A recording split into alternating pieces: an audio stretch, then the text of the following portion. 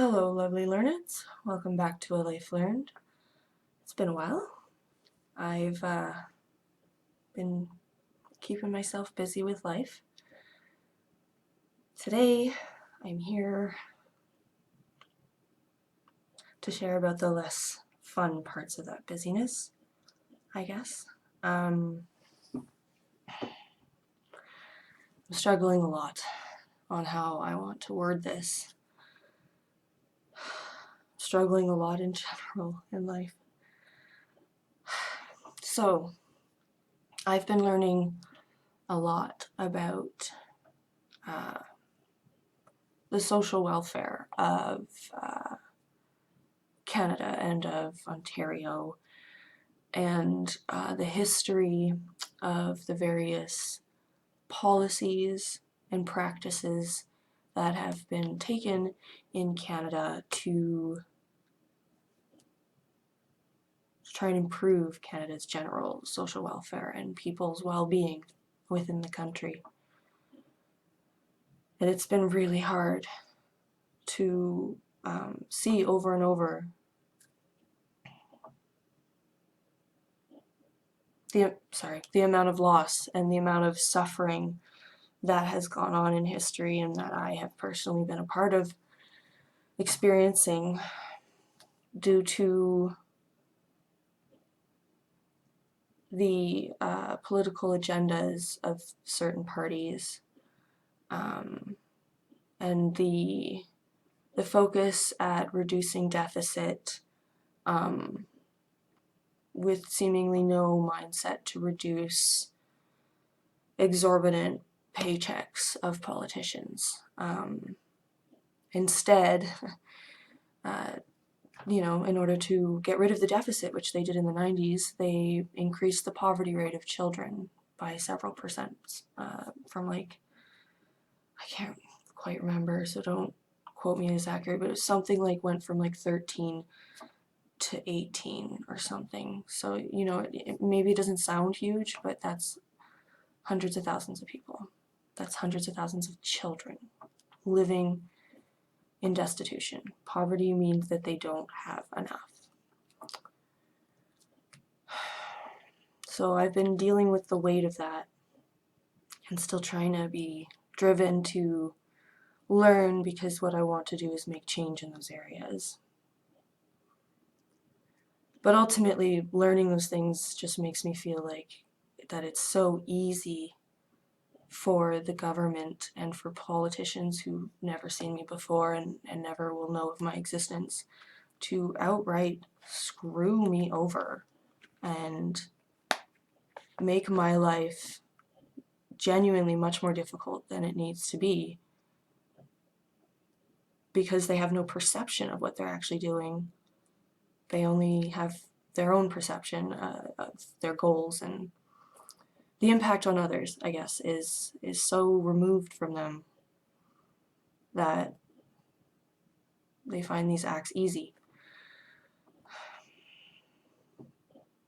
So it's kind of that sense that, some people have those pessimistic thoughts that everyone's against you in the world. If you're not careful, any stranger on the street will try to screw you over, and I try to be a little bit more optimistic in that sense, but there are a lot of ignorant people who don't necessarily aim to screw you over, but do act in a fashion with no consideration for the impact on you or others, which ultimately screws people over and leaves them suffering or in pain. And so this all comes around to why I am making a video with a fat lip, as I'm sure you've noticed. First fat lip I've had since my abuse, by the way. Fun. Should probably get ice on it.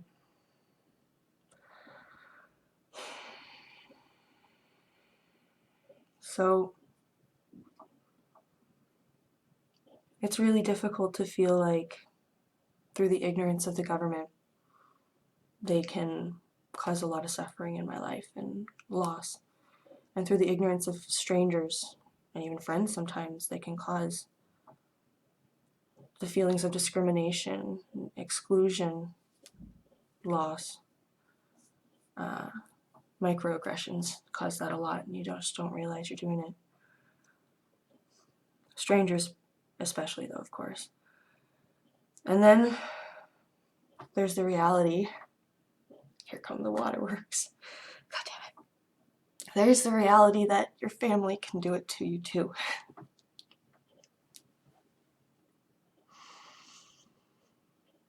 And it's not like this isn't something I didn't know. If anybody's watched my trauma vlogs, you know that I'm well aware. Those who can fuck you over the hardest, excuse my French,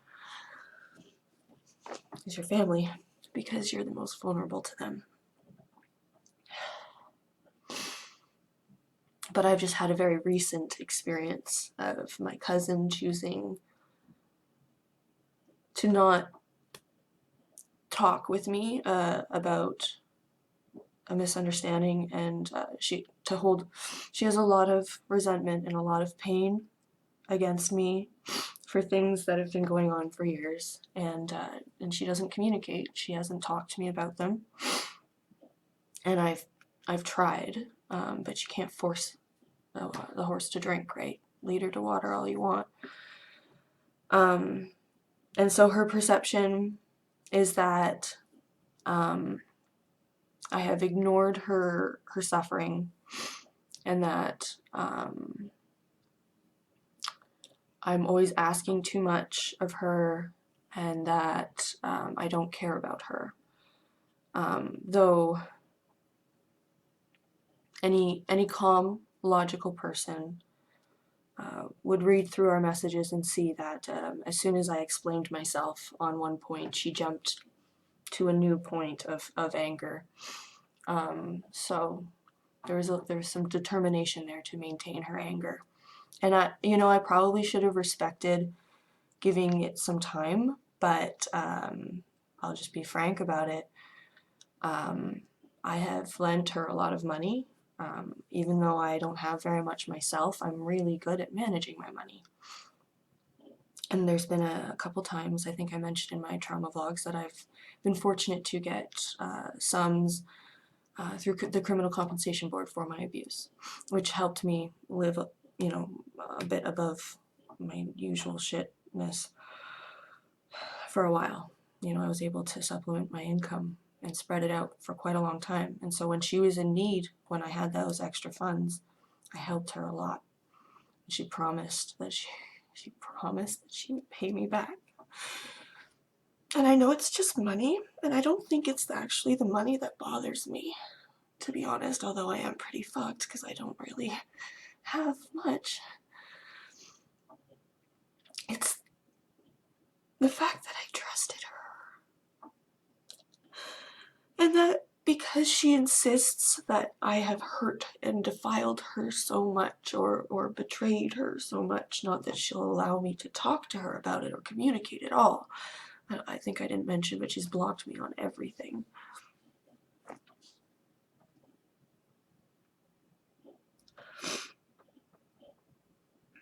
She thinks it's okay to put me at a loss and to break her word to me.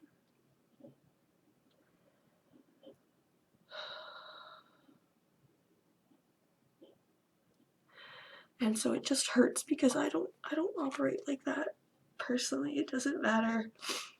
I guess you'd have to murder my best friend kind of thing. Like, there's not a lot anybody could do to stop me from paying my personal debts to someone. Screw corporations, that's a different thing, although I do pay my debts. But more what I'm trying to say is, this was a personal matter of trust. And I guess that's why I'm comparing it to those feelings that, the government and strangers will screw you over too, because you trust the government that it's supposed to be there to protect you and to support you, right? Like, it's supposed to be that thing protecting you from criminals and shit like that. The government, the law, anyway, it's supposed to be regulating things to keep it safe. I don't know, that's the thought. There's a trust there. And it feels like it's constantly broken with them cutting funds and cutting programs and just look at the Ontario education system this past year. And then with complete strangers, just having absolutely no mind for how their actions might impact someone else. I guess that's just what I'm feeling. It's like she's going through a really hard time right now, so she's having a difficult time thinking about how her actions may be impacting me. But she also thinks that I don't deserve her consideration, that I've done so wrong that only her feelings in this situation matter. She doesn't need to communicate with me. And so me and my stubborn self, I went over to speak with her in person because she had blocked me on everything. Hence the fat lip.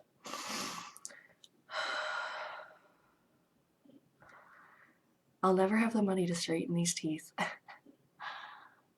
And that's why it's so easy to break my lip. Because they just... Anyway. So yeah, I guess I'm just struggling today with the concept of hope and of trust. It's hard not to endlessly be passively suicidal, if not actively, facing realities like this. And you know, I'm at least not so low as my last crying video, that I'm not gonna say I won't keep trying. I will, obviously, but it's heavy. And it's hard. And for anyone else who can relate to this, who feels screwed by the government or just random strangers, neighbors who aren't considering you, or your family, so-called, I feel for you. I relate. It's not fair, but as the cruel like to say, that's life. So, yeah, I guess I just wanted to say I understand if that's what you're going through, and I appreciate you watching all the way through, even if it's not something you're going through. Being heard means a lot when feeling like this. So anyway, excuse me, I apologize for such a sad video after not posting for so long, but you know me, I like to be real. Either way, if you can relate, please feel free to comment below or personal message me if you don't want to share publicly. I'd be happy to chat, and otherwise, please do join me again sometime soon, where I try again to share a little something I've learned or experienced in life.